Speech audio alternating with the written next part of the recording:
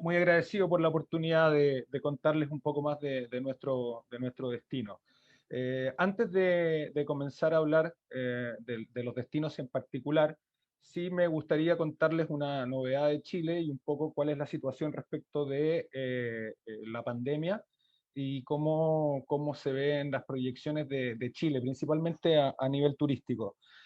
No sé si ustedes han podido estar informados, pero Chile hoy es uno de los 5 países que va más rápido en el proceso de vacunación.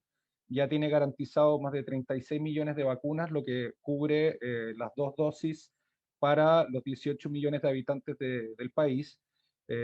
Ya estamos cercanos a los 5 millones de vacunados, y eso nos abre grandes expectativas porque probablemente Chile, según las proyecciones, podría posicionarse como el tercer país a nivel mundial en lograr la inmunidad de rebaño mucho antes de lo previsto. Las proyecciones actuales, ya que vamos mucho más rápido de lo esperado respecto a la vacunación.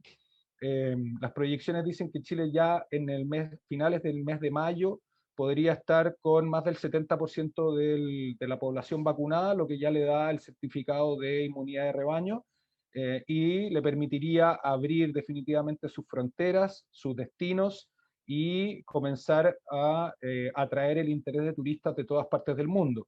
Esto va a suceder mucho antes que otros destinos cercanos a Chile como Perú, Argentina, Brasil, que también son destinos de mucho interés, pero que Chile va a ser alternativa turística mucho antes que esos países, y eso también me imagino puede ser un dato importante para tener en cuenta a la hora de ofrecer algún destino a sus pasajeros. Por lo tanto, podrán ofrecerles Chile con anterioridad al resto del Cono Sur y de América Latina en general.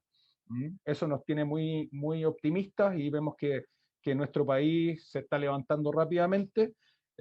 Así que con ese mismo optimismo estamos preparando todo para poder recibir turistas lo antes posible y mantener los mismos estándares, por supuesto siempre cumpliendo con todas las normas sanitarias que impone esta nueva realidad.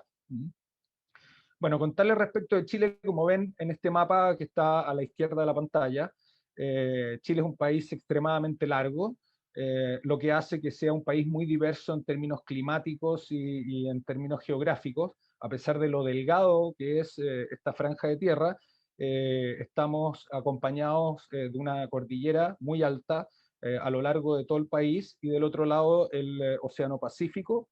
Pero al interior de nuestro país tenemos otra cordillera que nos atraviesa por el medio, y también tenemos di dificultades geográficas muy grandes porque tenemos lugares muy extremos.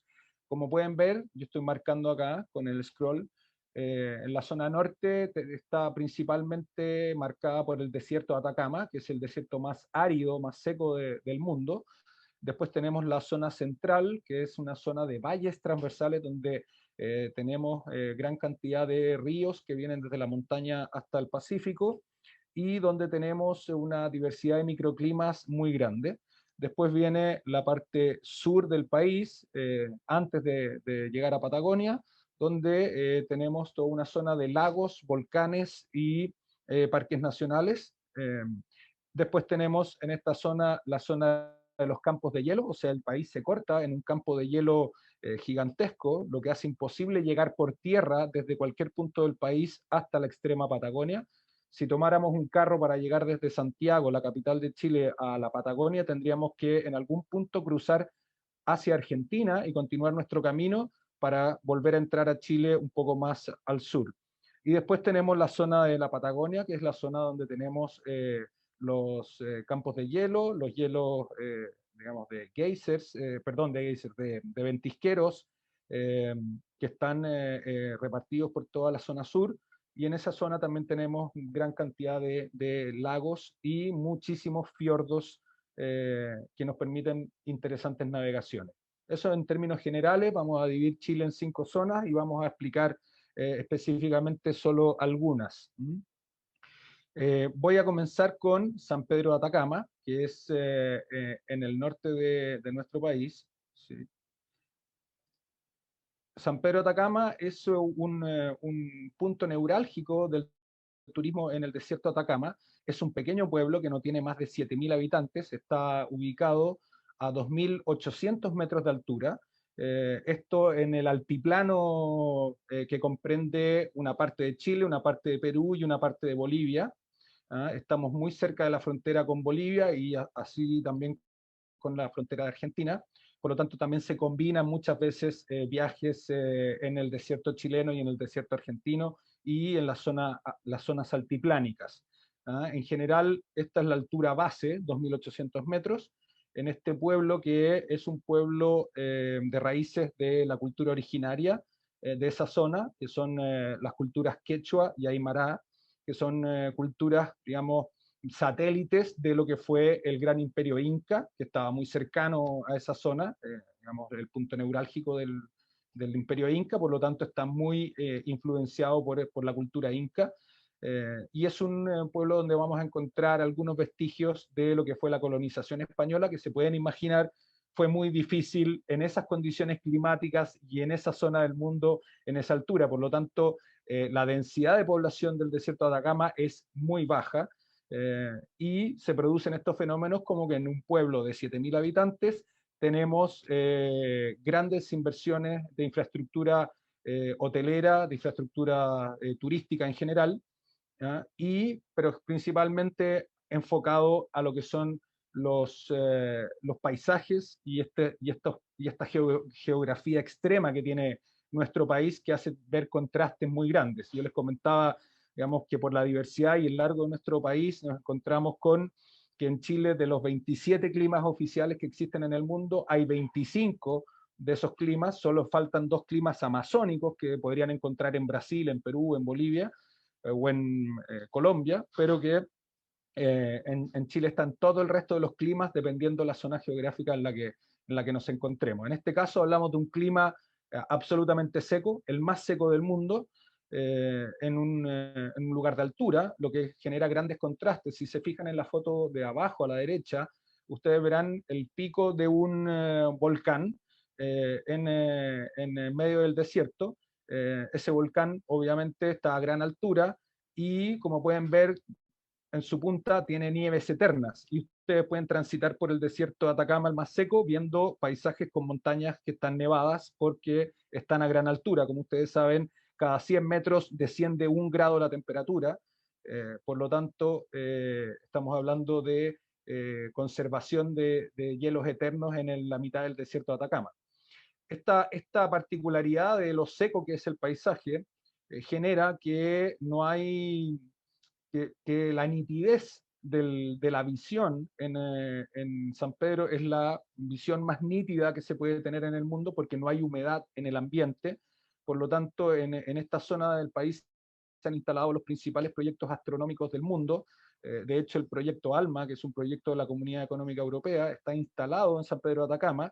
Es el proyecto que ha traído al mundo los mayores eh, hallazgos astronómicos de los últimos 10 años a nivel mundial, es el centro neurálgico de la astronomía, y eso también ha ido impactando en el turismo porque de verdad una noche en San Pedro de Atacama es una lluvia de estrellas, es el lugar donde se puede ver mejor el cielo en el mundo, y eso ya es un gran atractivo. Además, no hay contaminación lumínica porque es un pueblito de 7.000 habitantes que a las 11 de la noche corta la luz del pueblo, justamente para tener una mejor visión del cielo.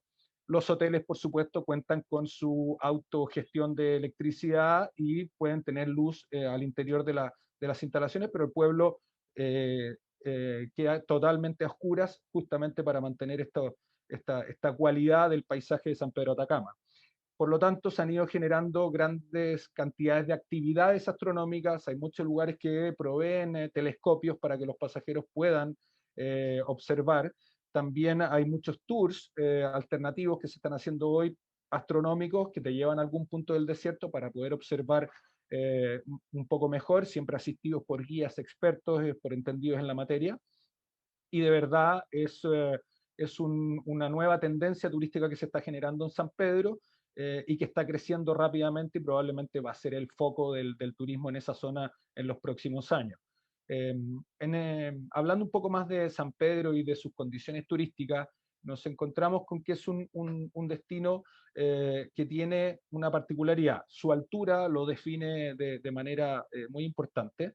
En Sudamérica, en Bolivia, en Perú y en Chile hablamos en distintos términos con respecto a lo que se llama el mal de altura, que es un problema de adaptación a la altura, pero que no se puede saber con anticipación si uno lo va a sufrir o no. Es una descompensación con mareos, con malestar, con dolor de cabeza, que puede durar un día, puede durar medio día, dependiendo de cómo se adapte la persona. Puede ser también, en la gran mayoría de los casos, que las personas se adapten inmediatamente a la altura, pero puede haber casos en que no. Se recomienda siempre en el caso de San Pedro de Atacama, si tienen algún problema de presión sanguínea o si tienen algún problema cardíaco severo, visitar un médico que le dé la autorización para viajar a un lugar que está como base a los 2.800 metros de altura. ¿Mm? Eso es muy importante. Y de otra manera también nosotros nos adaptamos y todo lo que son nuestras programaciones en San Pedro de Atacama las hacemos de manera gradual. O sea, el primer día siempre hacemos actividades muy cerca del pueblo de San Pedro de Atacama que están a la misma altura, para mantener un proceso de adaptación. Cuando ya pasamos al segundo, tercero, cuarto día, vamos aumentando gradualmente la altura, porque hay muchas de las actividades que se pueden realizar que están a 4.000 o a 3.500 metros de altura, por lo tanto se aumenta considerablemente. Por esta razón nos vamos adaptando y si el pasajero no se está sintiendo muy bien, le damos un tiempo para eso y vamos reacomodando su itinerario de acuerdo a cómo se va sintiendo. Todo nuestro, todo nuestro equipamiento de vans y de buses o minibuses, porque buses no pueden transitar en esa zona, es siempre con equipos de oxígeno, con asistencia y con una van de apoyo en caso de que alguno de los pasajeros no esté bien para llevarlo de vuelta al pueblo y que no entorpezca tampoco la excursión o el paseo que están realizando los otros pasajeros en el caso de los paseos regulares.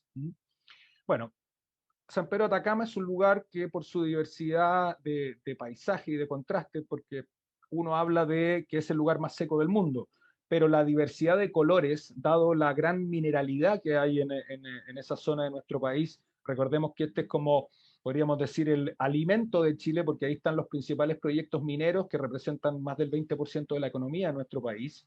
Eh, esta zona de minerales genera una gran cantidad de colores y contrastes permanentemente, cosa que uno no imaginaría cuando habla del lugar más seco del mundo. Pero así es, así como pueden ver picos nevados, van a haber gran cantidad de lagunas altiplánicas y con un fenómeno muy particular que es que la fauna de la zona, a diferencia de la gran mayoría de los lugares del mundo, en la medida en que va aumentando la altura, va aumentando la fauna que se puede observar y que se puede ver en esta zona. Principalmente colonias de flamencos que están en los salares y también algunos animales endémicos de nuestra zona que probablemente de nombre ni los conocen. En San Pedro, nosotros siempre hablamos de un destino que recomendamos estar por lo menos 3 días completos. Pensando en que estamos a 1 hora 50 de vuelo desde Santiago y es obligatorio pasar por Santiago porque no hay vuelos internacionales a esta zona del país, se llega a una ciudad que se llama Calama, que está a 1 hora y media de traslado terrestre hasta llegar al pueblo de San Pedro, y 1 hora y media, 1 hora 50 de vuelo desde Santiago. Dependiendo del horario del vuelo, tenemos muchos vuelos diarios desde Santiago a Calama. Dependiendo del horario, es recomendable 3 o 4 noches para poder aprovechar y conocer los principales atractivos. Las excursiones que normalmente son ineludibles y que todos los pasajeros que van a San Pedro de Atacama realizan, son bastante conocidas y son bastante tradicionales y prácticamente todos visitan estos lugares, independiente de que se pueden hacer un montón de otras actividades. Voy a comenzar por el Valle de la Luna, que es la foto que tienen a su derecha abajo en la pantalla. El Valle de la Luna es una excursión que está a 10 o 15 minutos del pueblo de San Pedro. Es un valle que tiene un paisaje muy similar a Marte. De hecho, los equipamientos que han llevado a Marte en estas últimas semanas, los proyectos de la NASA, han hecho todo su periodo de práctica y de entrenamiento en el desierto de Atacama y justamente en este valle, en el Valle de la Luna, porque cuenta con las condiciones geográficas más parecidas al planeta Marte, ¿ya? y se llama Valle de la Luna porque hay ciertos momentos y ciertos horarios del mes en que la luna está permanentemente acompañando el valle y se ve la luna las 24 horas del día nítidamente. Por eso se llama el Valle de la Luna. Como los que puedan ver a Reina en su pantalla, ella sobre su cabeza tiene esa imagen de la luna. Bueno, en este valle esta imagen se hace casi permanente en algunos periodos del mes. Por lo tanto, ese fue el motivo del nombre de este valle que se llama Valle de la Luna. Como pueden ver, esas personas que están sentadas ahí pueden ver una extensión gigantesca del desierto con grandes contrastes de geografía, pero también, como pueden ver, esas manchas blancas que se ven al interior del valle no son nieve, sino que son manchas de sal. El desierto de Atacama es muy intensivo en su producción de sal. Hay una gran cantidad de salares repartidos por toda la zona. Incluso cerca de San Pedro de Atacama se encuentra el Salar de San Pedro, que es el salar más grande del planeta. No necesariamente el más bello, porque ese título se lo atribuiría al Salar de Uyuni en Bolivia, pero sí es un lugar realmente impresionante y que tiene lagunas en su interior. Volviendo al Valle de la Luna, me parece que siempre es un gran ejercicio comenzar por esa excursión porque nos lleva y nos extrapola a otro mundo, nos extrapola a estar en un lugar completamente distinto y ya nos hace empezar a tener una sintonía con lo que significa el desierto de Atacama. Es una excursión de mediodía que se puede tomar por la mañana, por la tarde, sin ningún problema y es muy fácil de realizar. Ahí se pueden realizar caminatas. Como ven esas personas que están arriba, podemos descender al valle y podemos recorrer caminando el valle para ver sus composiciones lunares. Después tenemos la otra excursión clásica, que está en la foto de la derecha, arriba en la pantalla, que son los geysers del Tatio. Los geysers eh, son un campo geotérmico que tiene en ciertos periodos del día unas explosiones de vapor que repletan la zona de estos vapores que salen, que ustedes están viendo en la foto, pero en un momento eso es completamente todo vapor y porque estamos a 4.000 metros de altura, va sobre un campo geotérmico gigantesco que está protegido porque en algún minuto se pensó en utilizar su energía, pero ambientalistas lograron defender el lugar y mantenerlo libre de toda explotación, porque la liberación de energía que tiene ese lugar es tremenda. Esto está a 4.000, casi 4.100 metros de altitud. Es una excursión que se realiza normalmente saliendo desde los hoteles de San Pedro de Atacama a las 4 de la mañana, porque toma aproximadamente entre 4 o 5 horas yendo muy despacio por el desierto, por caminos de tierra y por la noche. Se realiza a esa hora para llegar en el horario adecuado, que es el momento en que comienzan las explosiones del campo geotérmico, que es alrededor de las 9 de la mañana. Antes de eso, montamos un desayuno buffet en el lugar para que los pasajeros puedan tener en el lugar la experiencia de tomar desayuno en un amanecer y encontrarse con este espectáculo. Además, desde ese lugar hay una vista completa del desierto de Atacama, lo que también lo hace un gran mirador y un paisaje maravilloso. Y esta excursión, que yo diría es ineludible, al igual que el Valle de la Luna, es quizá un poco la más compleja. Nosotros hablamos de un full day, pero que termina alrededor del mediodía, full day porque comienza a las 4 de la mañana. Normalmente les entregamos un brunch para que puedan alimentarse durante el camino, pero el desayuno lo servimos directamente en el lugar para que los pasajeros puedan disfrutar del momento, ya que comer a las 4 de la mañana no es muy agradable. Eh, y llegamos a este lugar que tiene condiciones bastante particulares. Eh, por ejemplo, el tema climático. San Pedro de Atacama es un lugar en general que está alrededor de los 25 a 30 grados promedio durante el día, durante el año. Puede descender un poco durante el periodo de invierno. Aquí el invierno va desde junio hasta septiembre, o a finales de septiembre, lo que vendría a ser el verano de ustedes.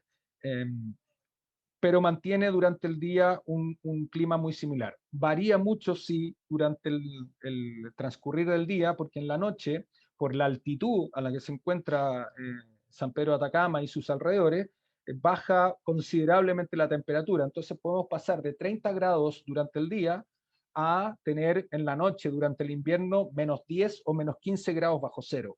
En el verano no baja tanto, pero baja a cero por lo menos durante la noche.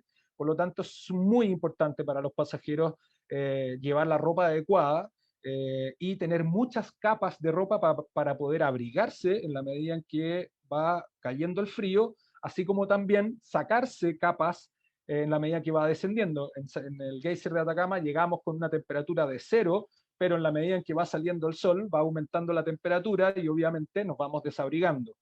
Por lo tanto, es muy recomendable varias capas de ropa que sean muy ligeras y ojalá térmicas para que los pasajeros puedan ir acomodando la temperatura a lo que pasa en el ambiente. También ineludible el factor solar. El factor solar es muy importante por la altitud. Estamos muy cerca del sol y por lo tanto los rayos UV pegan mucho más fuerte, queman mucho más y pueden dañar obviamente la piel de los pasajeros. Por lo tanto, siempre ineludible el bloqueador solar. Igualmente, si algún pasajero olvida llevar su bloqueador solar, nosotros proveemos en todas las vans el bloqueador para que los pasajeros estén protegidos, porque de lo contrario al día siguiente pueden terminar con una insolación. Por otra parte, también los anteojos de sol o gafas de sol, como, no sé cómo lo dicen allá, también es muy importante porque al no haber humedad en el ambiente, pega muy fuerte la luz solar en los ojos y es importante también protegerlos. Por lo tanto, también es obligatorio prácticamente el uso de anteojos solares. No quizás en San Pedro mismo, en el pueblo o cerca del pueblo, pero sí en lugares como los geysers del Tatio que están a 4.000 metros de altura. Es como si van a un centro de esquí, obviamente por la altura van a necesitar anteojos solares. Bueno, lo mismo pasa en San Pedro de Atacama, es como pasar un día completo en la nieve, en la montaña. ¿Mm? Y bueno, y esta excursión es obviamente un lugar que nosotros vamos tomando con mucho cuidado por el tema de la adaptación a la altura de los pasajeros. Por otra parte, tenemos el día completo en el Salar de Atacama y las lagunas altiplánicas. Tenemos una gran cantidad de lagunas en la mitad del desierto y por la nitidez se convierten en verdaderos espejos de luz donde se refleja el paisaje tal cual una foto, porque no hay nada que pueda tapar esa nitidez de la visión dada a la altura. Bueno, en San Pedro de Atacama, eso hablamos de los principales atractivos, pero hablamos de que se podrían hacer más de 30 excursiones diferentes en la zona, muchos paseos astronómicos, como comentaba al principio. Y en el caso de San Pedro tenemos una dualidad de tipo de hoteles. Por un lado tenemos los hoteles all inclusive, que son hoteles boutique, que nunca superan los 50 y pico de habitaciones, y que son hoteles de lujo, que están adaptados a la geografía del lugar y que proveen un sistema de all inclusive, que es un sistema all inclusive distinto al Caribe, porque incluye las comidas, pero incluye opciones de menú, porque son muy pocas las habitaciones, nunca vas a tener más de 100 pasajeros en alguno de esos hoteles, pero sí están incluidas las excursiones a elección. Y cada uno de los productos all inclusive tiene alrededor de 30 excursiones posibles para elegir. Por lo tanto, un pasajero que pasa 4 días en alguna de estas propiedades tiene la oportunidad de elegir todos los días las excursiones que quiere hacer y tiene un menú muy grande y muchas opciones. Por otro lado, tienen todos acondicionamiento de spa, lo que lo hace, digamos, en caso de venir cansados, por ejemplo, de los geysers del Tatio, que vuelven al mediodía y están un poco cansados o están sintiendo un poco el rigor de la altura, pueden utilizar los spa de estos hoteles de lujo que se encuentran en San Pedro de Atacama. En esta categoría de All Inclusive hablamos de unos 5 hoteles que son bastante reconocidos y que venden este esquema de All Inclusive, donde el pasajero tiene todo incluido, incluyendo las actividades. Voy a mencionar rápidamente cada uno de estos productos y hoteles que son muy distintos arquitectónicamente y tienen focos diferentes, pero en general hablamos de hoteles de lujo con un alto estándar de servicio muy personalizado. Alto Atacama, que queda a unos 5 o 10 minutos del pueblo de San Pedro, que como pueden ver su arquitectura se mimetiza con la geografía y si tú ves el hotel desde lejos probablemente no te des cuenta que hay un hotel de lujo en ese lugar, por lo menos a unos 100 metros ya no se distingue muy bien el hotel porque se mimetiza. Como pueden ver son habitaciones de primera calidad y los servicios siempre con guías de alto estándar para todas las actividades. Después tenemos Aguasi San Pedro, que es un pequeño hotel de 10 habitaciones, pero que está enfocado principalmente a parejas, a lunas de miel. Es un hotel absolutamente de lujo que no va a tener nunca más de 20 pasajeros y cuenta con un servicio de un 4x4 con un conductor a disposición 24 horas y que les permite a ellos decidir qué actividades, en qué horarios y en qué momento. Y también las comidas que se preparan son de acuerdo a una ficha que llena el pasajero con anterioridad para informar cuáles son sus gustos culinarios y así el hotel les ofrece una carta que está de acuerdo a sus gustos. Este es diría que es el hotel de mayor estándar en Chile. Ellos también cuentan con una propiedad en la Patagonia que también es muy interesante de ver. Por otro lado tenemos el famoso Explora, que fue el primer hotel en la zona, el primer hotel de esta categoría, y el primer hotel que ofreció el sistema de All Inclusive en Chile. Ellos cuentan con propiedades en San Pedro, en la isla de Pascua y en la Patagonia. El primero fue la Patagonia, el segundo fue en Atacama, pero fue el primer hotel importante en la zona de Atacama, cuenta con 50 habitaciones. Todos los que he nombrado cuentan con piscinas exteriores e interiores. Y por otro lado, cuenta con un alto estándar de servicio y además con telescopio propio, un observatorio, un mini observatorio que permite que los pasajeros todos los días puedan hacer observaciones del universo. Después, por otro lado, tenemos Hotel Cumbre San Pedro, que es el más grande. Yo les comentaba 50 y pico habitaciones. Bueno, este es el que tiene más habitaciones, 60 habitaciones. Es el hotel que tiene las habitaciones más grandes. Y este quizás es más adecuado para grupos de incentivo o ese tipo de actividades, pero es un hotel que cumple con los mismos estándares. Sí tiene una particularidad respecto de los otros, All Inclusive, y es que es el único que tiene el esquema de bed and breakfast. O sea, puedes comprar el alojamiento en el hotel, pero sin incluir las excursiones, lo que hace bajar su precio considerablemente. Y en ese caso pueden tomar programas que son operados por nosotros, en que vamos a buscar todos los días a los pasajeros y los llevamos a realizar sus actividades y sus excursiones en San Pedro de Atacama. Y también tenemos Tierra Atacama, otro hotel también de alto padrón, de lujo, muy similar a los otros, con 32 habitaciones, que también está en el pueblo de San Pedro. Eso es una salvedad. El único que no está en el pueblo de San Pedro es Alto Atacama, que está a unos 5 o 10 minutos de distancia, y por otro lado tenemos a los otros que les acabo de mencionar, que están en el lugar. Estos son hoteles de lujo, de alto estándar, y que le han llevado mucha fama a esta zona del mundo. Y después tenemos algunos hoteles más simples, que son un poco más adaptados a la cultura y a la geografía del lugar, como por ejemplo el Hotel Altiplánico, que cuenta con 30 habitaciones, Terrantay, que están también en el centro del pueblo, y son hoteles, como pueden ver, con una arquitectura muy propia de la zona. Hotel Casa Don Tomás, ahí ya estamos hablando de hoteles categoría 3 estrellas. Diego de Almagro, que es una antigua hostería que fue remodelada y que también tiene una buena capacidad. Llorana Tolache, que es un hotel que tiene un nombre de la isla de Pascua, pero que es un hotel completamente atacameño. El nombre es porque el dueño es de la isla de Pascua. ¿Ah? Kimal, que es otro de los hoteles que más ofrecemos en la mitad del pueblo. Siempre hablamos de pequeños hoteles que son muy acogedores para el ambiente en que están viviendo los pasajeros en el desierto. Ahora me voy atrás, ahí termino con San Pedro y me pueden hacer las preguntas que quieran mientras voy buscando la próxima parte de la presentación. Sí, para los que llegaron un poquito después que comenzamos la presentación, vamos a estar tomando las preguntas esta vez cada vez que se termine con una sección. Y en este caso, Matías, la pregunta viene de Lori de cuál es la mejor temporada para visitar Atacama.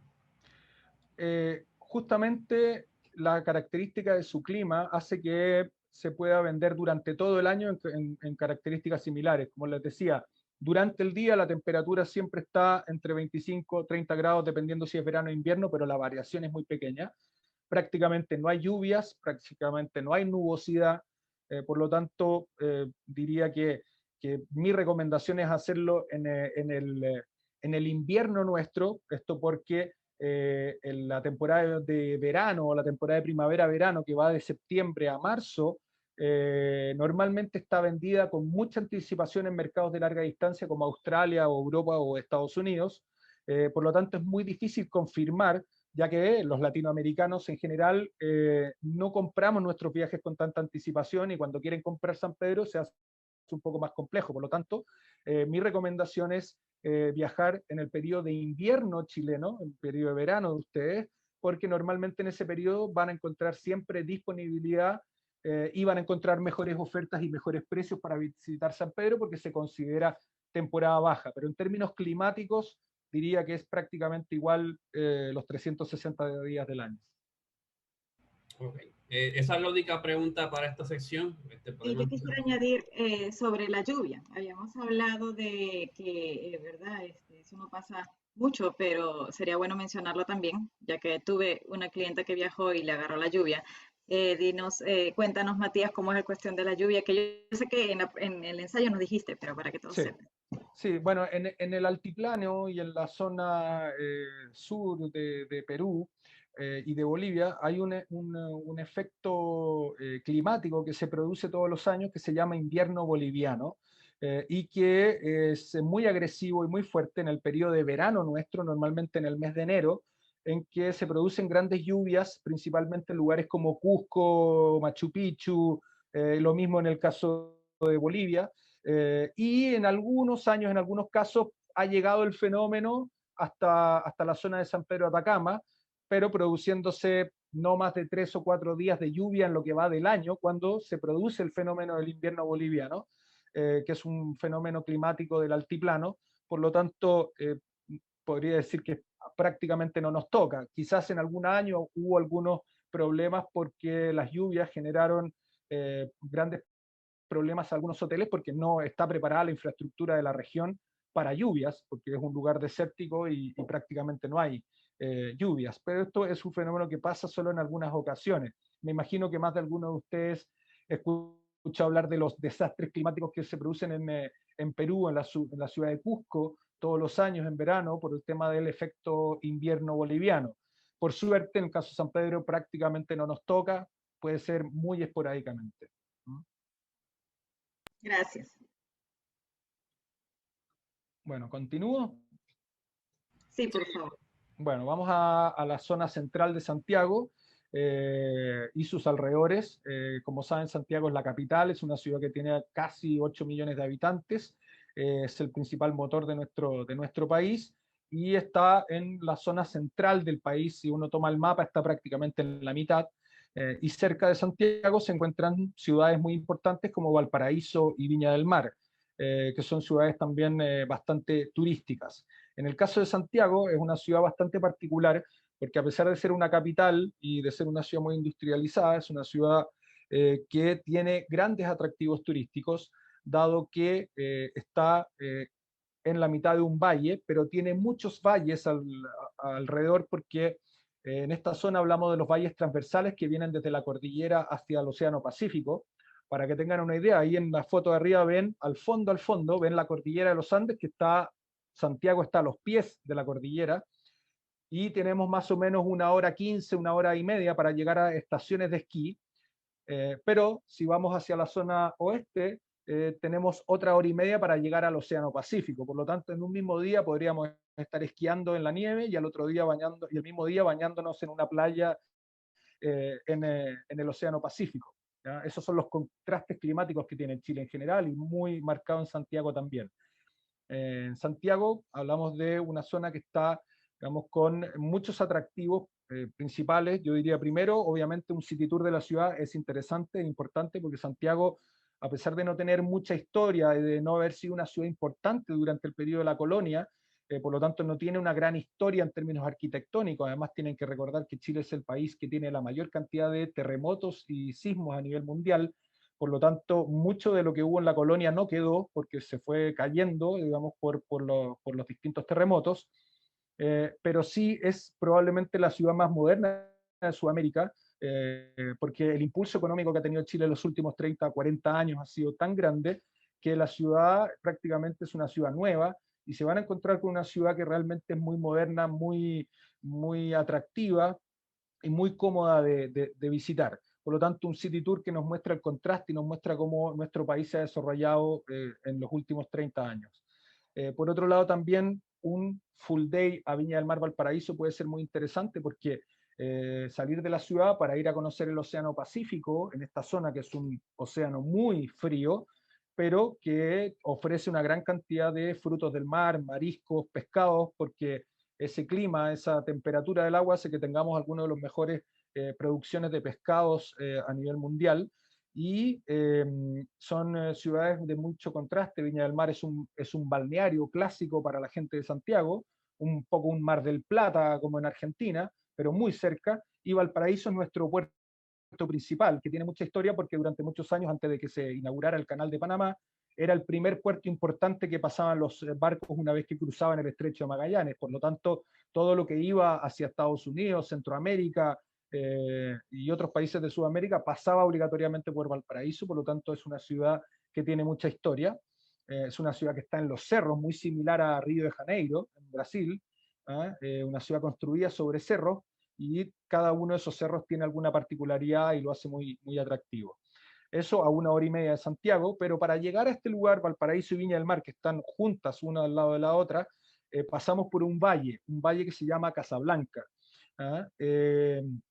Como pueden ver en la foto de abajo, ven grandes extensiones de viñedos.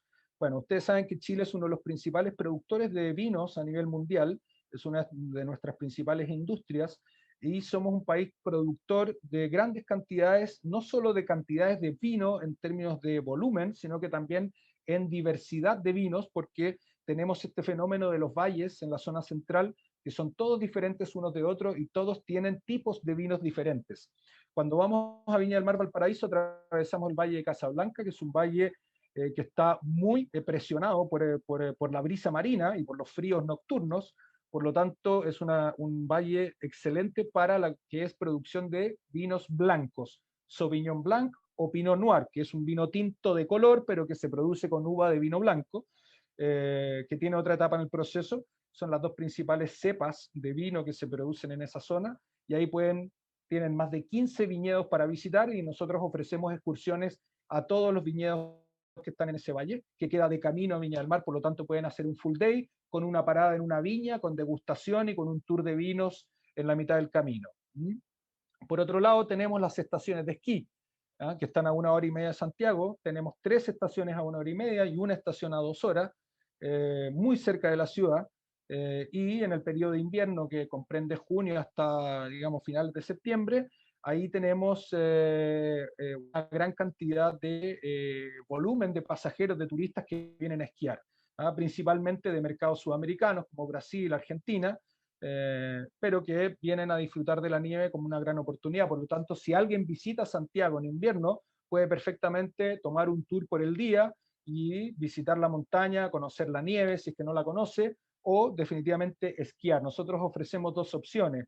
Una que es un tour panorámico de montaña, que visita, digamos, las estaciones de esquí para conocerlas. Si el pasajero en algún minuto se entusiasma y quiere tener la oportunidad de hacer una clase o intentar esquiar, está dentro de la excursión, pero también tenemos excursiones exclusivas para esquiadores, que son un día completo que ya incluye el ticket, el equipamiento y una clase de 2 horas colectivas, que es opcional, porque si el pasajero ya sabe esquiar, no es obligatorio tomarla, pero pueden pasar un día de nieve perfectamente en Santiago, y nosotros ofrecemos buena cantidad de programaciones que incluyen estos paseos, así como también los resorts de nieve.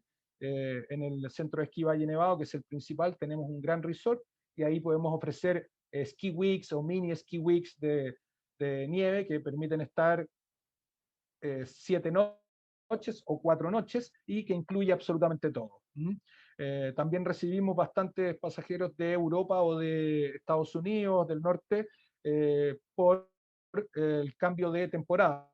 Cuando no se puede esquiar en el hemisferio norte, se puede esquiar en nuestra zona. La ventaja de la nieve en Chile es que las estaciones de esquí están a más de 3.000 metros de altitud, lo que hace que sea más frío, que haya una mejor conservación de la nieve. No hay ningún peligro de que caiga una lluvia, siempre va a caer nieve cuando hay una precipitación por la altura, y eso hace que se mantenga mucho mejor la calidad de nieve, a diferencia del sur de Chile o de las estaciones de esquí en Argentina, que están normalmente a 1.000, 1.500 metros de altitud, y obviamente la nieve es de una calidad inferior, y tiene el riesgo de que caiga lluvia. Si cae lluvia sobre la nieve, se convierte en hielo y hace que sea prácticamente imposible esquiar y lo hace muy peligroso. En el caso de Santiago no existe ese riesgo por la altitud. Estamos hablando de que la base de la estación que está más baja está a los 3.000 metros de altitud. Por lo tanto, no hay ningún riesgo de que en caso de caer, caiga, no sea nieve. Y también permite una mayor acumulación. Y después tenemos lo que les comentaba del turismo vitivinícola. Al haber una gran cantidad de valles a distintas distancias de Santiago, tenemos distintos tipos de vinos y distintos tipos de paisaje. Cada valle es muy diferente, por lo tanto, podría estar en Santiago y hacer 5 días de paseos de nieve, de vinos, y serían todos absolutamente distintos unos de otros, con distintos paisajes, con distintos tipos de infraestructura y con distintas calidades de vino muy diferentes. Por lo tanto, podemos pasar de un Sauvignon Blanc en el Valle de Casablanca, como les mencioné recién, a un Cabernet Sauvignon, que es el vino más encorpado, con más cuerpo, con más fuerza, con más intensidad, que es en el Valle Central del Maipo, que queda en Santiago a 20 minutos de la ciudad, y también tenemos otros donde podríamos encontrar muy buenos Syrah, muy buenos Carmener. Carmener es una cepa que solo se encuentra en Chile, que es una cepa muy reconocida a nivel mundial, y por lo tanto podríamos pasar todos los días degustando distintos tipos de vinos. Hago la comparación, por ejemplo, con Mendoza, en Argentina, que queda muy cerca, unas 5 horas de Santiago de carro y a menos de 1 hora de vuelo de Santiago, a la misma altura, digamos, continental, donde tienen grandes lugares para hacer visitas de vinos, pero que es una cepa única. O sea, ellos tienen producción de Malbec y probablemente el mejor Malbec del mundo, pero no tienen otras cepas para ofrecer. En el caso de Santiago se pueden conocer más de 35 viñas con diferentes tipos de producciones de vino, donde también hay Malbec y de muy buena calidad, pero donde tenemos Cabernet Sauvignon, Sauvignon Blanc, Pinot Noir, Syrah, Carmener, una gran diversidad. Por lo tanto, quien quiere conocer un poco más del mundo del vino o quiere ya con alguna experiencia visitar y conocer para degustar vinos diferentes a los que ha degustado en otra parte del mundo, Santiago es el mejor destino en Latinoamérica sin dudarlo. Por otro lado, tenemos muchas actividades de montaña cerca de Santiago, ya que tenemos una montaña que está saliendo de la ciudad y que llega en algunos puntos a más de 5.000 metros de altitud. Por lo tanto, muchas actividades no solo de esquí en el invierno, sino que en el verano de rafting, kayak, cabalgatas, trekking en la montaña, o sea, una gran cantidad de actividades. Por lo tanto, Santiago, en ese sentido, es muy reconocible como una capital que te permite estar 4 o 5 días haciendo actividades completamente distintas una de otra. Y les hago el recordatorio, podríamos estar esquiando un día completo y al día siguiente degustando vinos en un valle vitivinícola. Es un contraste muy grande y hace que sea muy atractivo estar en Santiago. También en Santiago tenemos, y quizás por la situación económica del país y por el desarrollo que ha tenido en los últimos años, tenemos una gran infraestructura hotelera. Las principales cadenas internacionales están en Santiago, que además de ser un lugar turístico es un foco de negocios, es un destino corporativo también, por lo tanto las grandes cadenas están presentes. Y quizás les va a llamar la atención que no siendo Buenos Aires, no siendo Sao Paulo, no siendo Río de Janeiro, y no teniendo esa fama mundial ni tampoco ese volumen de turistas, en Santiago es el único lugar en Sudamérica donde van a encontrar un hotel W de la cadena Starwood, o un Sheraton Tower, o un Ritz-Carlton de ciudad, como hay en Santiago. No lo van a encontrar en las otras capitales de Latinoamérica, y esto es un poco por la estabilidad y por esta economía boyante que tiene nuestro país. Entonces hay grandes inversiones de hotelería y de gran calidad. Podemos decir, por ejemplo, que el primer mandarín de Latinoamérica está en Santiago, se inauguró el año pasado, que era el ex Hotel Hyatt, Grand Hyatt de Santiago. Tenemos también la cadena Hyatt con Hyatt Centric. Tenemos también algunas cadenas de hoteles locales que, sin ser 5 estrellas, son muy buenos 4 estrellas, como los hoteles Aton, que fueron comprados por la cadena Accor, y podemos mencionar una gran cantidad de hoteles muy renombrados, que no los voy a mostrar acá para ganar tiempo y porque son hoteles que con solo nombrarles la marca, ustedes ya saben más o menos cuál es el padrón y el estándar de hotelería que se puede encontrar en Santiago. Así que realmente Santiago hoy día es una ciudad que da muchas opciones. Pasamos al próximo destino. Hay una, sí, hay una pregunta de parte de Milagros de Viajes Coquí. ¿Sí? Pregunta, ¿cuál es la mejor región de uva Carmenere? Mira, la mejor región de uva Carmener probablemente está en dos lugares, en dos valles. Uno es el Valle de Colchagua, que está a unas 2 horas y media al sur de Santiago, donde se producen muchos Syrah y muy buenos Carmener, de viñas muy reconocidas y muy famosas como la viña La Apostol o como la viña Montes, que son vinos muy reconocidos internacionalmente.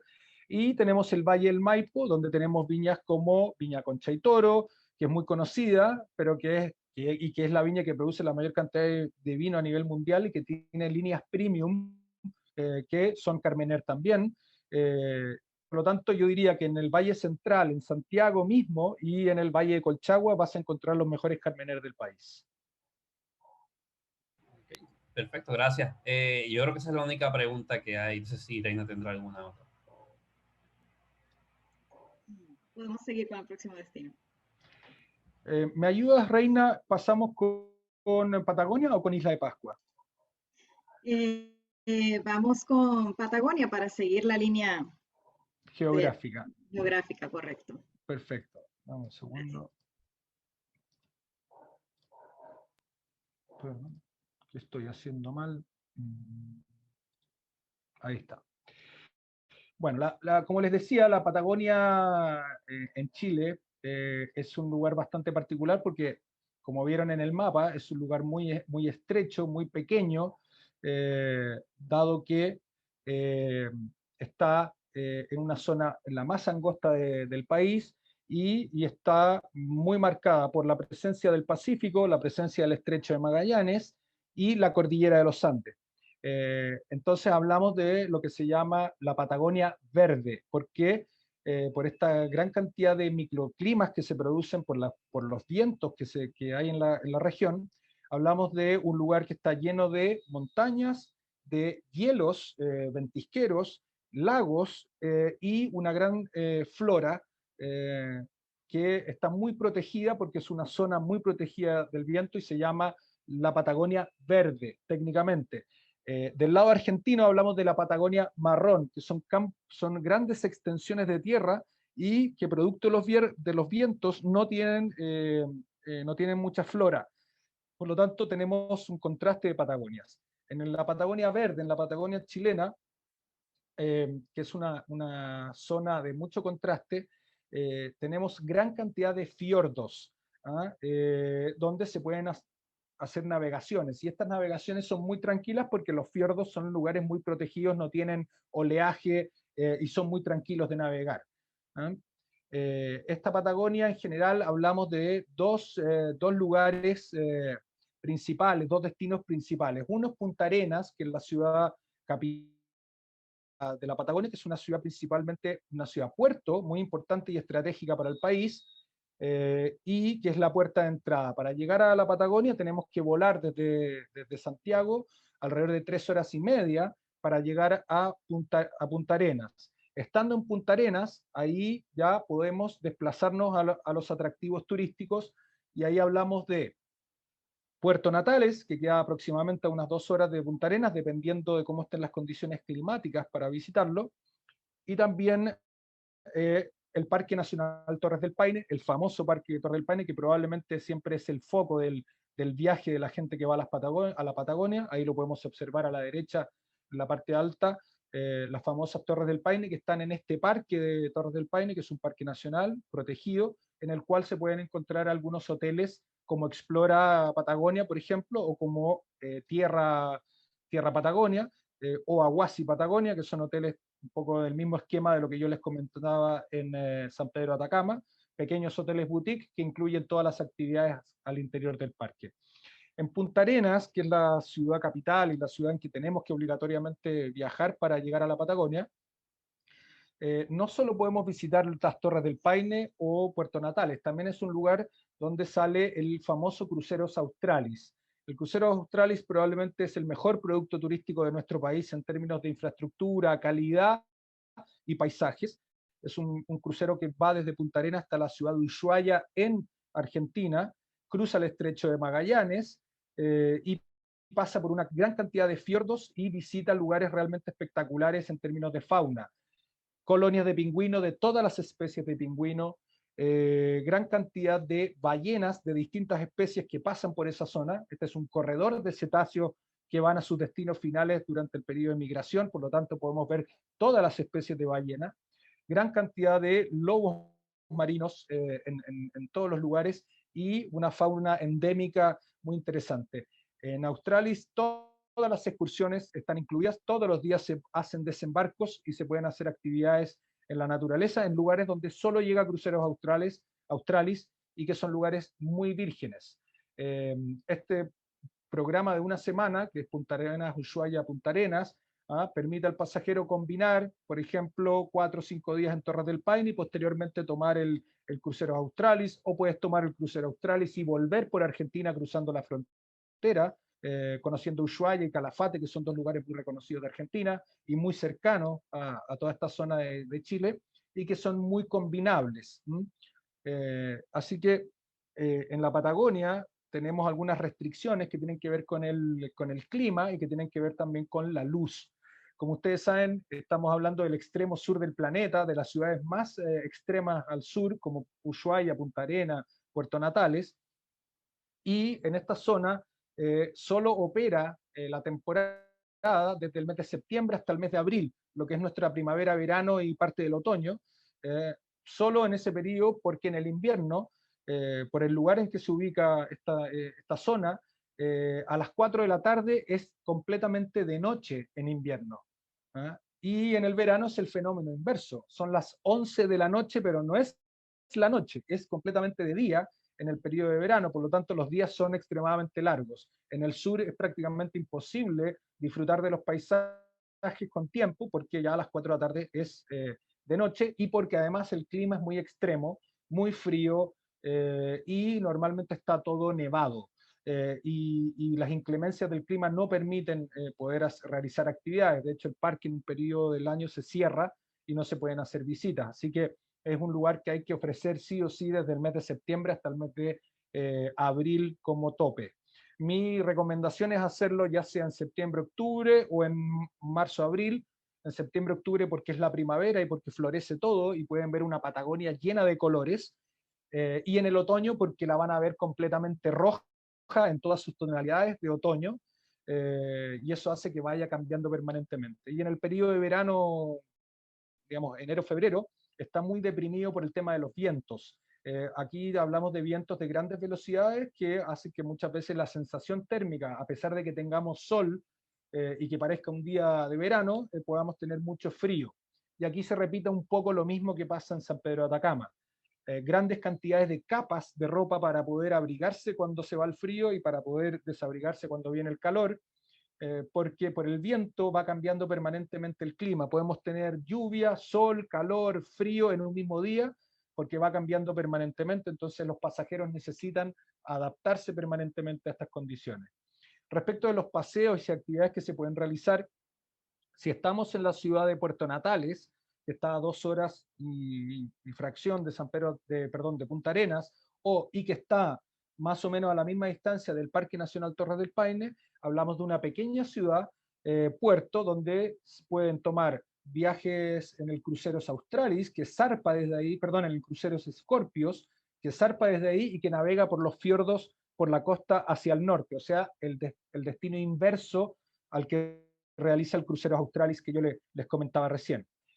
En Puerto Natales hablamos de una pequeña ciudad, pero que tiene oferta gastronómica, tiene muy buenos hoteles y por otro lado tiene, no sé, casino y tiene servicios de ciudad, o sea, hospitales, digamos, lugares de apoyo, tiene un pequeño aeropuerto, tiene también mucha oferta gastronómica, digamos que estamos hablando de mariscos y pescados del sur que son de lujo, como la centolla, que en cualquier lugar del mundo es muy apetecida, pero muy cara, en ese lugar es muy barata porque es donde se extrae, y para gente que no quiere estar en un parque nacional aislado del mundo y que quiere estar más seguro, para gente mayor, quizás por algún problema de salud. Bueno, es muy recomendable quedarse en Puerto Natales y realizar el paseo por el día a las Torres del Paine, al Parque Nacional, donde se puede hacer un día completo en el parque y también un día completo de navegación, visitando glaciares como los glaciares Balmaceda y Serrano, que son realmente un espectáculo como el que pueden ver en la fotografía que está abajo. ¿Ah? Hay muy buenas embarcaciones y se dan las condiciones para hacer este tipo de navegaciones que son por fiordo o por pequeños ríos que no son peligrosos para nada. ¿Mm? En el caso de estar en San Pedro, en el caso de estar en Puerto Natales. También pueden ir directamente al Parque Nacional Torres del Paine, donde van a poder ver, digamos, distintos tipos de hotelería. Yo les voy a mostrar rápidamente qué hotelería hay en la ciudad de Punta Arenas. Hotel Cabo de Hornos, un muy buen 4 estrellas, que permite pasar una noche para luego seguir viaje, ya sea a Cruceros Australis, a Torres del Paine o a Puerto Natales. Dreams del Estrecho, que es un hotel casino 5 estrellas, que cuenta con las típicas instalaciones de un hotel casino de alto estándar. Y después algunos hoteles más simples, más tradicionales, que conservan un poco la arquitectura de la época. Es importante decir que esta región es una región que fue colonizada principalmente por escoceses y por croatas, y que su principal actividad tiene que ver con la actividad ovejera, ¿ah? Campos y estancias gigantescos de producción de ovejas para producir lana, que es una actividad muy típica, muy propia, que viene desde lugares como Escocia y mismo Croacia también. En Punta Arenas, hotelería más simple, hotelería que normalmente nadie va a pasar más de una noche en Punta Arenas, por lo tanto son hoteles de pasada.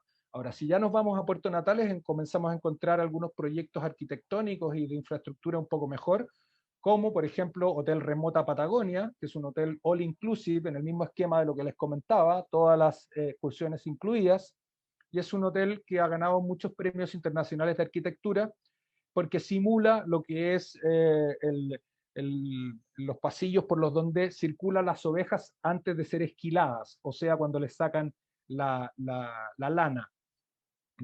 Es un hotel de lujo. Después tenemos The Singular Patagonia, otro hotel de lujo, all inclusive, que tiene más o menos el mismo estándar, pero que además, adicionalmente, ofrece excursiones de navegación porque tiene sus propias embarcaciones en el estrecho de Magallanes, como podemos ver en la foto de abajo.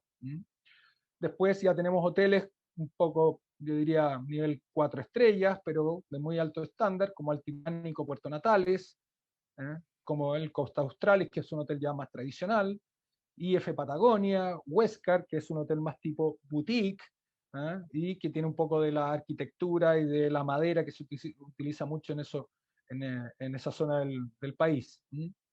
Y ahí tienen varias opciones. Ya estando en el parque, nos encontramos con productos de lujo como Aguasi Patagonia, que está muy cerca del parque.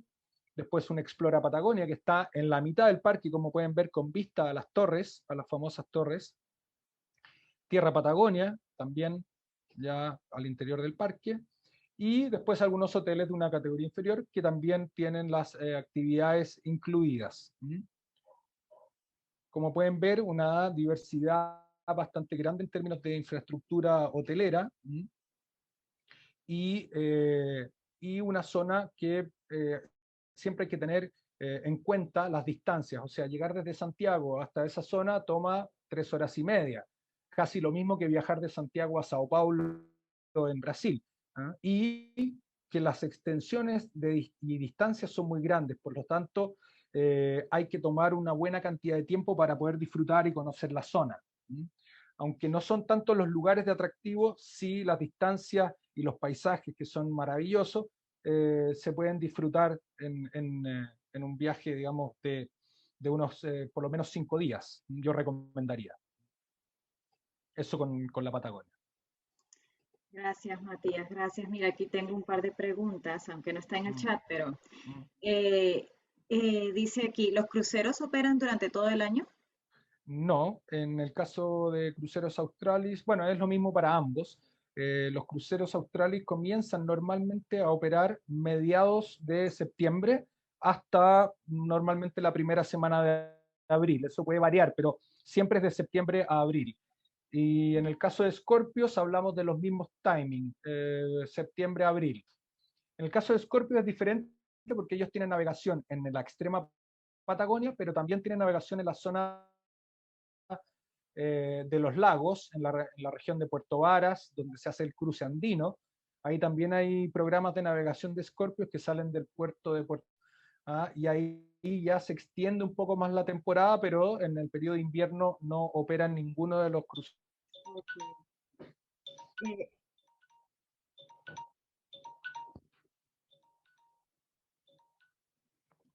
Okay. Ok, tengo otra pregunta. ¿Cabo de Hornos se puede visitar? ¿Uno de esos cruceros incluye la visita a Cabo de Hornos? Exactamente, el crucero Australis comprende una parada en el faro del fin del mundo, que es la navegación en la mitad del Cabo de Hornos. Eso fue qué buena la pregunta porque se me fue un detalle respecto a lo que es navegación.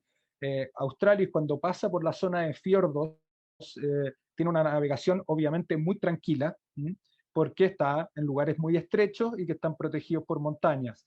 Cuando salen al estrecho, ya salen al mar abierto, y es uno de los mares más convulsionados. Obviamente el barco está preparado para pasar por esa zona, nunca han tenido un accidente por esa razón, ni tampoco un riesgo, pero sí se mueve bastante el barco en la zona de Cabo de Hornos y se visita, digamos, el faro del fin del mundo que está ahí en la mitad del estrecho, en una pequeña islita, y hay una excursión que te permite llegar al punto habitado más extremo del planeta. Perfecto. Me habías comentado que también se realiza el avistamiento de ballenas por ahí. Sí, el avistamiento de ballenas es permanente, digamos, en la navegación. ¿Por qué? Porque Chile, independiente de que no tiene zonas donde las ballenas vayan a reproducir sus crías y a pasar una temporada, sí atraviesan toda la costa chilena, desde el norte hasta el sur, incluso pasan por el estrecho de Magallanes, llegando a la Antártica o llegando a Argentina, a la zona de Puerto Madryn, que es muy famosa por tener estas colonias de ballenas en algún periodo del año. Ahí hablamos de todas las especies de ballena atravesando la costa de Chile.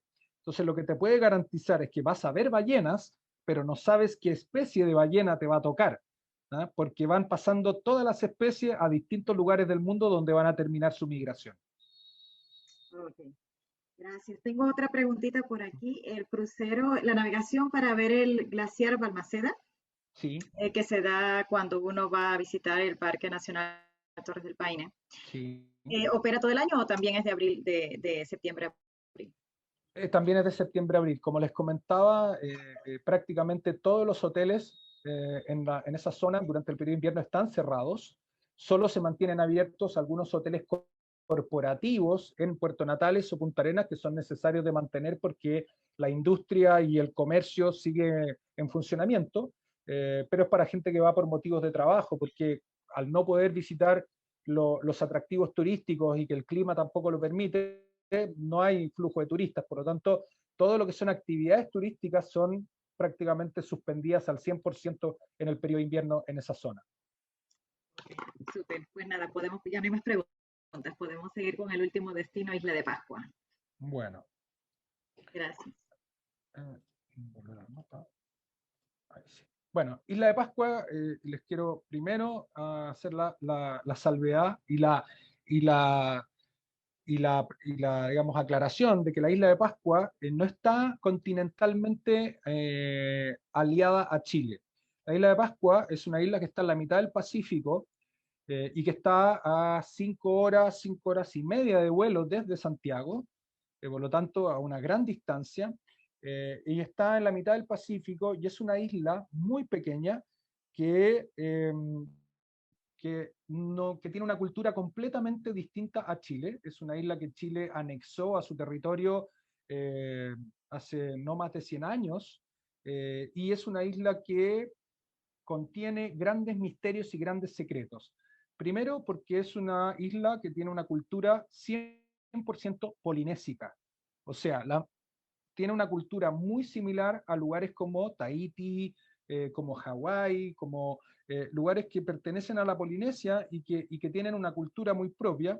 Y aquí viene uno de los grandes atractivos de la isla de Pascua. Es un lugar que todavía tiene muchas teorías respecto de cómo esta cultura polinésica llegó navegando a este lugar del mundo, que es una pequeña isla, que es el lugar que a la redonda está más aislado del planeta, porque está en la mitad del Pacífico y no tiene no tiene islas cerca, no tiene continentes, por lo tanto, por eso le han llamado muchas veces el ombligo del mundo, porque es el lugar que está más apartado en 360 grados de tierra y de continente.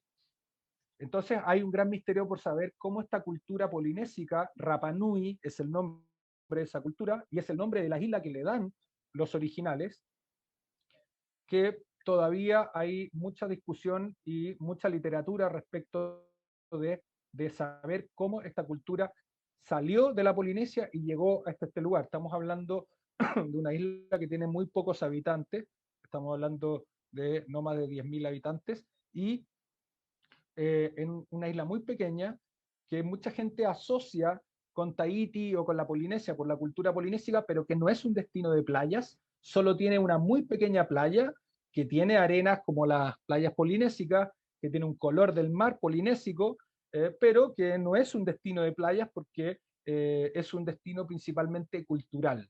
Como les comentaba, esta isla tiene la cultura Rapa Nui, y en ella van a encontrar, si me permiten,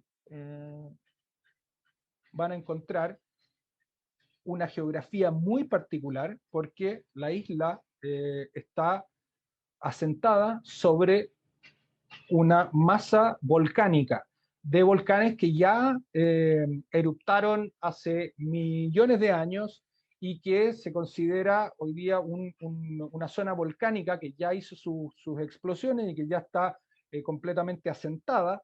Y la isla de Pascua no es una isla, es la parte alta de un volcán, lo que hace que tenga una geografía muy particular porque es de piedra volcánica, de tierra volcánica, pero con mucho verde y con una gran cantidad de lugares que son arqueológicos y que nos cuentan un poco de esta cultura que se fue adaptando y que llegó a la isla. En la isla, que es muy pequeñita, que si uno tomara un carro y la quisiera recorrer completa, lo puede hacer en solo un día, pero tiene lugares de tanto atractivo que se puede estar varios días. Se puede hacer, por ejemplo, un día completo a la playa de Anaquena, que es una playa muy bonita, que está en las fotos anteriores, que es una playa muy polinésica, muy bonita, muy pequeña. Después también está Orongo, el mediodía Orongo, que es el cráter que ustedes ven en la parte superior de la pantalla, que es un mirador del Pacífico, y ustedes pueden descender a este cráter, que es la idea de lo que hay abajo de la isla, que es la parte alta de una zona volcánica, que sobresale sobre el mar, o sea, no es una isla realmente. Por otro lado tenemos el mediodía a Huaquibi. Como ustedes ven abajo, están estos monumentos que realizaba la cultura Rapa Nui, que son monumentos gigantescos hechos en granito y en piedra volcánica, y que tienen diferentes significados culturales y representan diferentes periodos históricos y culturales de la zona. Se construían grandes cantidades de estos, nadie sabe cómo los trasladaban de un lugar al otro de la isla, ¿ya? Y el mediodía nos permite ir a ver un lugar donde nos vamos a encontrar grandes cantidades de moais. Moai es el nombre de este tipo de esculturas o de monumentos que realizaban en la cultura Rapa Nui. Esto se terminó en algún momento de la historia de los Rapa Nui y nunca más se construyeron. También pueden visitar una cantera, un lugar donde se construían estos grandes bloques de piedra sobre las montañas, sobre los cerros, y ahí van a encontrar también muchas teorías de cómo trasladaban estas monumentales obras que pesaban toneladas, pero que todavía no hay una explicación clara de cómo las trasladaban. Y pueden ver bloques de piedra que se estaban construyendo y que por alguna razón se dejaron de construir por algún periodo histórico o por algún conflicto interno que haya tenido la cultura Rapa Nui, y pueden visitar y ver cómo era todo el proceso de construcción desde el principio hasta el final de estos grandes y monumentales estatuas que hacían la cultura Rapa Nui. También al ser una isla polinésica en su cultura, está muy ligada a lo que son los bailes y los cánticos polinésicos, con grandes bailarines, grandes, digamos, grupos de danza y de espectáculos musicales que se pueden visitar en la isla.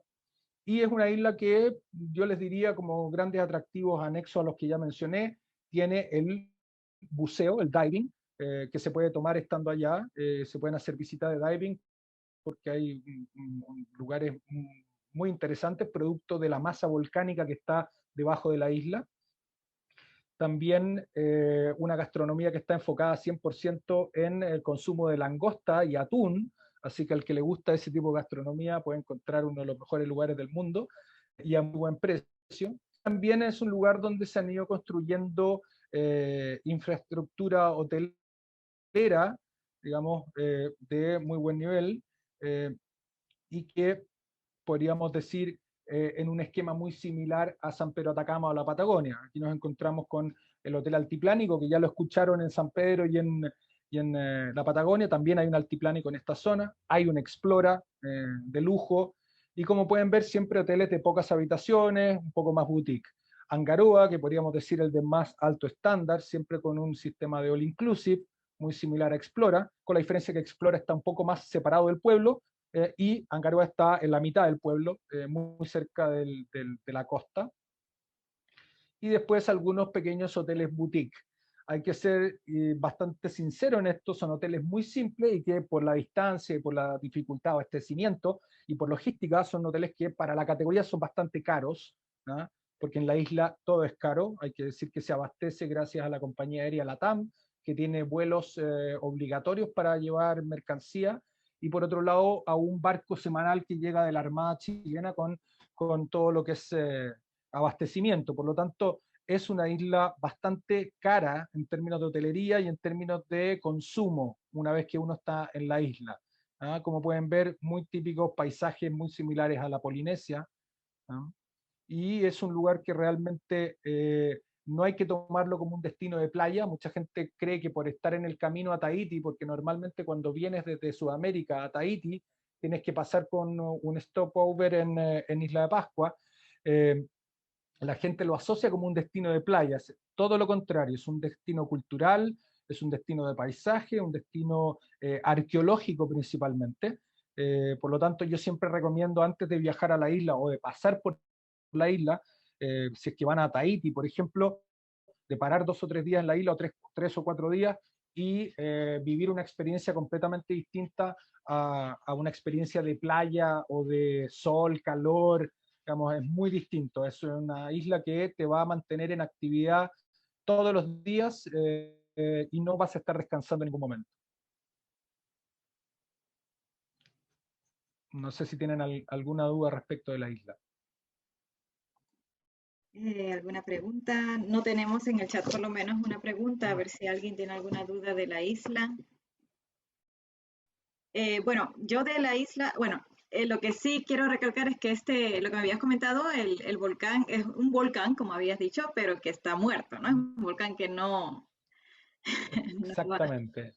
No hay ningún riesgo de erupción en la isla de Pascua. Es importante saberlo, sí. Sí. La temporada para visitar Isla de Pascua. Todo el año, es prácticamente el mismo clima, durante el día puedes llegar a unos 25 grados normalmente, eso se mantiene parejo durante el día y la noche.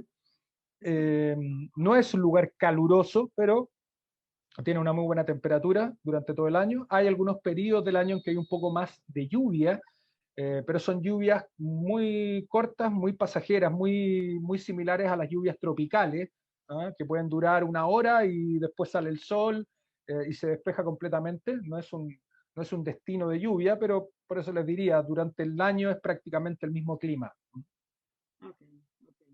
Ahora, obviamente en el periodo de septiembre a abril, es el periodo donde cuesta más conseguir disponibilidad porque se llena completamente la isla y se compra con mucha anticipación por otros mercados. Entonces, yo diría que siempre para Chile, en el caso de de mercados de origen como el vuestro, en que obviamente el comportamiento de compra es un poco más cercano a la fecha, yo diría que siempre el mejor periodo para viajar a Chile es el invierno nuestro, el verano de ustedes. Perfecto. Y hablando de eso, del clima, había mencionado los paquetes de esquiar en la capital. ¿Eso se da, volviendo a Santiago, eso se da durante todo el año o tiene una fecha No, particular? la temporada de esquí en Santiago comienza siempre oficialmente, si es que la nieve ha llegado, porque a veces se puede retrasar la llegada de la nieve, pero normalmente la temporada de esquí comienza el último lunes de junio, ¿m? Y termina normalmente cerca del 15 de septiembre. Hay algunos años que dura más la nieve y puede llegar hasta los primeros días de octubre, pero la temporada es julio, agosto y septiembre con certeza. ¿Ah? Ese es el periodo de nieve en que se puede esquiar. No quita que en otros periodos del año se pueda visitar la montaña. En algunas de estas estaciones de esquí hay actividades de verano, como mountain bike, downhill. Hay algunos centros de esquí que tienen adaptados sus medios de elevación para realizar descensos en bicicleta, y algunos tienen actividades a la montaña como trekking, y parapente y otro tipo de actividades. Por lo tanto, se puede visitar la montaña, los centros de esquí durante el verano, pero para la actividad propiamente tal del esquí, junio, julio y agosto y parte de septiembre. Ok, ok, excelente. No tengo preguntas sobre Isla de Pascua. Yo creo que aquí terminamos. Una pregunta de mi parte. La moneda de Chile es peso chileno, ¿verdad? ¿En Chile aceptan dólares americanos? Porque ciertos países de Sudamérica sí. Qué buena pregunta, porque como ustedes saben, Chile es una economía 100% abierta, y no tiene prácticamente restricciones de ningún tipo. Por lo tanto, el dólar en Chile es una moneda que se puede utilizar con total normalidad. Pueden ir a cualquier lugar o casa de cambio sin tener que realizar ningún trámite. No sé si alguno de ustedes viajó alguna vez a Brasil o Argentina, pero para poder cambiar dólares tienes que llenar un formulario, entregar tu documento, es todo un proceso burocrático. En el caso de Chile, tú vas, entregas los dólares y te entregan los pesos. O sea, y casas de cambio hay por todas partes, es muy simple, desde el aeropuerto hasta cualquier lugar turístico de la ciudad para poder cambiar dólares en Chile sin ningún problema, y en algunos lugares específicamente quizás les pueden recibir los dólares al tipo de cambio de la moneda chilena y tampoco van a tener ningún inconveniente porque no hay ningún tipo de restricciones con eso. Perfecto. No, de mi parte no tengo duda. La presentación ha sido bastante completa. No sé si alguien tiene alguna pregunta. No tenemos nada en el chat. Lori, y ya que estás ahí, qué bueno. Nada, muchas gracias, Matías, por hoy. La presentación estuvo completa, excelente. Como dice aquí Milagros de Viajes Coquí, muy informativa. Excelente presentación. Yo tengo, yo tengo un comentario. Entonces, ¿cuándo nos vamos a sentir seguros de sacar pasajeros hacia Chile? Bueno, como les comenté al principio de la presentación, probablemente Chile en Latinoamérica va a ser el primer país que va a poder estar abierto al turismo, porque es el que va con el mayor ritmo de vacunación y ya tiene la cantidad de vacunas eh, para cumplir con el proceso. Si no me equivoco, ayer o antes de ayer Chile estaba número 4 a nivel de avance en la vacunación a nivel mundial, y las proyecciones dicen que deberíamos superar al final del proceso a Estados Unidos, a Inglaterra, y podríamos terminar segundos o terceros en ser el país en alcanzar la inmunidad. Por lo tanto, nosotros estamos pensando en que ya a partir del mes de junio se puede viajar a Chile sin ningún problema, porque la inmunización va a estar completada durante el mes de mayo. Vale. Falta que nos acepten. No, lo que pasa es que efectivamente, y esto lo hemos conversado mucho con la gente de la Secretaría de Turismo de Chile, y es que una vez que Chile alcance la inmunidad de rebaño, no va a representar riesgo para nosotros que venga un turista desde afuera. Por lo tanto, la intención del Ministerio de Turismo en Chile es que una vez que se decrete el término del proceso de vacunación, es abrir completamente las fronteras sin restricciones. Vale. Bueno, Suena prometedor entonces. Mira, la verdad es que cada día suena más prometedor para nosotros porque el escenario va mejorando constantemente. O sea, todas las proyecciones y el compromiso del gobierno de Chile han sido superados día a día. O sea, cuando nos decían esta semana vamos a llegar a los 2 millones, estábamos en 2,5 millones. Cuando esta semana nos dijeron vamos a estar en los 3 millones de vacunados, ya estamos llegando a 5. O sea, va todo mucho más rápido de lo esperado. Y hoy llegó un cargamento con 4 millones de vacunas, mañana llega otro con otras 4 millones de vacunas, y para el lunes, tengo entendido, viene otro cargamento con otras 4 millones de vacunas. Por lo tanto, el proceso se ha cumplido al 100%, ya se inmunizó al 100% del personal de salud, ya se inmunizó a los enfermos de base, ya se inmunizó a todos los mayores de 70 años, y ya se inmunizó o está en proceso de inmunización a todos los profesores del país. ¿Ah? Y de ahí continuarán con los mayores de 60 años. O sea, el proceso va cada día mejor. O sea, estamos muy tranquilos y muy esperanzados de que Chile pueda abrir sus puertas lo antes posible. Vale, qué alegría. Hay una pregunta aquí que nos están haciendo sobre Isla de Pascua. Se nos olvidó mencionar el ingreso de Isla de Pascua. Yo creo que hay un fee Sí, que se paga. sí, ahí fue una omisión, qué buena la pregunta. Cuando tú vas a la isla, todo lo que visitas son parques nacionales o reservas ecológicas o parques protegidos por la cultura Rapa Nui. Entonces, tú puedes comprar en tu paquete o en tu viaje un pase para todos los lugares culturales, y ese pase se paga con anterioridad y se retira una vez que llegas a la isla. Hay algunos casos en que el pasajero lo puede comprar en el mismo aeropuerto y tiene un valor que puede fluctuar dependiendo del periodo del año y la cantidad de actividades, pero entre 75 y $100 para poder ingresar a todos los lugares de atractivo. Pero también puedes comprarlo con anticipación. Nosotros ya lo compramos y te lo entregamos una vez que llegas a la isla. Nuestro operador les entrega el pase que ya está comprado y reservado con anticipación, para que no tengan que hacer una fila, una cola para adquirir el pase, porque cuando se bajan del avión en la isla, todo el mundo va a comprar el pase. Por lo tanto, nos pueden pedir el pase con anticipación y ya queda comprado antes de viajar. Excelente. Aquí tengo una pregunta sobre la vacuna. ¿Qué vacuna están usando en Chile? ¿AstraZeneca? No, ese es yo creo que ahí está el motivo, la razón por la cual Chile va tan bien con las vacunas. El año pasado, cuando comenzó la pandemia, por ahí por el mes de abril, el gobierno de Chile decidió invertir en todos los proyectos de vacunas, salvo el ruso, y entró no como comprador de vacunas, sino como inversionista en los proyectos de vacunas. Por lo tanto, en Chile estamos vacunando con todas las vacunas. Chile tiene contrato y es socio en el desarrollo de todas las vacunas que se hicieron. Por lo tanto, tiene prioridad de recepción de vacunas porque invirtió para que los laboratorios desarrollaran vacunas. Obviamente no invirtió al nivel de Estados Unidos, Europa, pero la necesidad de Chile es mucho menor. Estamos hablando de un país de 18 millones. Entonces, la gran jugada del gobierno de Chile fue que dejó invertido una gran cantidad de miles de millones de dólares en vacunas a partir de eso del año pasado.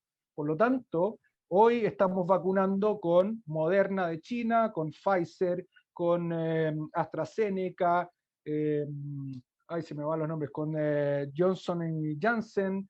O sea, todas las marcas de vacuna tienen contrato con Chile y están enviando embarques permanentemente y están garantizados porque Chile es socio en el desarrollo de las vacunas, no es comprador. Okay.